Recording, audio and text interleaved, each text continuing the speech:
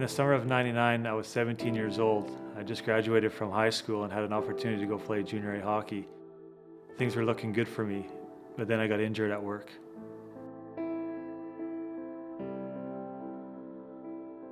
I'm Curtis Weber, a husband, a father of two, and an injured worker.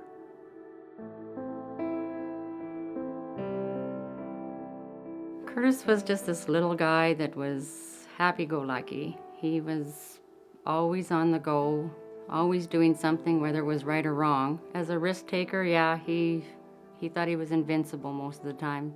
Curtis was out doing the crazier things and got you to do the crazier things too.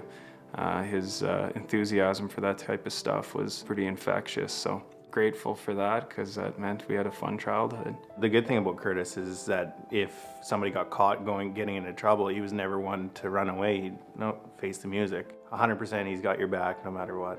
As a kid, I was really active in sports, soccer, baseball, football, but hockey was a passion of mine. And my last year of minor hockey, I was scouted to a camp in Drayton Valley, Alberta, and I was really excited about that opportunity. Knowing that he was going to go to Alberta and play hockey, he pretty much just wanted to have fun for the summer. So we thought, well, if you're going to do that, then maybe you better find a job. Dad had a company building bins for 25 years or more. '99 was the first year Dad had to close his crew down. I'd actually got a job with a new company. They had contacted my dad. They asked my dad what he thought about having me work for this new company. Curtis knew how to build bins, so I wasn't really too concerned about getting hurt, or that was farthest thing from my mind. We were planning to actually go fishing for August long weekend with the whole crew. Supposed to be the time of our lives, but unfortunately with the way things went, we didn't get much of a summer. It was 29th of July, 1999. That's when it all changed for us. On the day of my injury, we were setting up a grain bin and putting that bin on top of a hopper bottom. I was the one that was steadying the hopper from the wind. It was quite windy that day, so as I was guiding the hopper underneath the line, the operator of the crane, who was actually the owner of the company, didn't put the boom down far enough with our crane, and we backed directly into the power line, sending through 14,400 volts of electricity through my body in 3 separate cycles. The first cycle was shared between myself and 2 other co-workers. Where they were situated, though, after the first cycle of electricity had gone through them, they were ejected and thrown out of that live zone. But where I was situated, I was surrounded by steel, so it threw me into one of the legs of the hopper. That's what triggered the second cycle. After that cycle had gone through me, the electricity tried throwing me right back to where I started from, triggering the third and final cycle of 14.4. Oh, this is it? Yeah, this is the place. A long time ago, I guess. Curtis was the ground point, stuck inside the hopper. It looked like he was in an orb of fire, probably 10, 12 feet around, bouncing around. Finally, he hit the ground and completely grounded it. That blew the transformer and actually started a grass fire, I think a half mile down the road. There was complete chaos with the crew. They said that my body was physically smoldering, I was unconscious. I assumed from what I saw, Curtis was dead. Our boss went over to Curtis. He said he's breathing. He's rolling around in dirt, but he didn't look swollen. He wasn't charred. He looked red. You could see his jewelry burnt into his neck. Wherever we touched him, his skin would come off on his hands, his arms, like peeling a piece of saran wrap after another one, after another one. He could just keep going. The paramedics that were on the scene knew kind of my situation. They certainly weren't sure if I was going to survive my injuries with the severity of the burns, and as well as the chance of infection was one of the most worrying things as well. From that point, I was rushed into the University Hospital in Saskatchewan. So we got down to ICU, and we went in, and there was all these machines I was not expecting. I thought maybe I was able to talk to him and that he would be awake. When the doctor was talking to us, he had said that over the next couple of days we might have to make a decision. I just thought, oh my God, I can't believe we're here, and I didn't think this happened in my family. And why did it happen to him?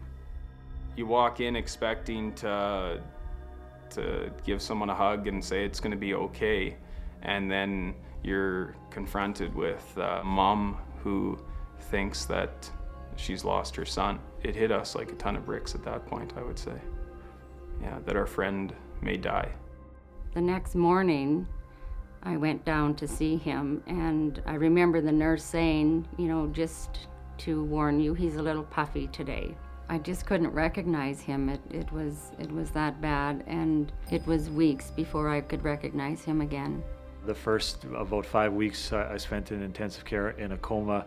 From that point on, I was going in for surgeries pretty well every other day. The doctor would come out and he'd draw me a picture and, show me the little troubled areas.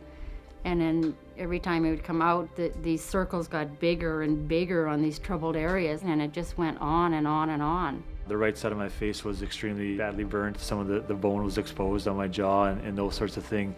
My right arm was amputated. That was kind of where it entered into my body. And then exiting out, my left leg that was also amputated. Good. As parents, nobody should go through this. Then the day came where he wanted to see himself. Well, the room scattered. So we went back and we lifted up the mirror, and he looked at himself and he turned his head back and forth. And all he said was, just one side, eh? Like, amazing. Like, he just had such a positive attitude with everything. It was a 6-month span from the time I was admitted to the hospital from the time that I was released. In that 6-month period, I was right around 30 surgeries. On top of those, I had another 12 to 14 reconstructive and plastic surgeries in Toronto. So from the day of my injury to the day I was pretty much done with physiotherapy and reconstructive and plastic surgeries was about a 6-year period.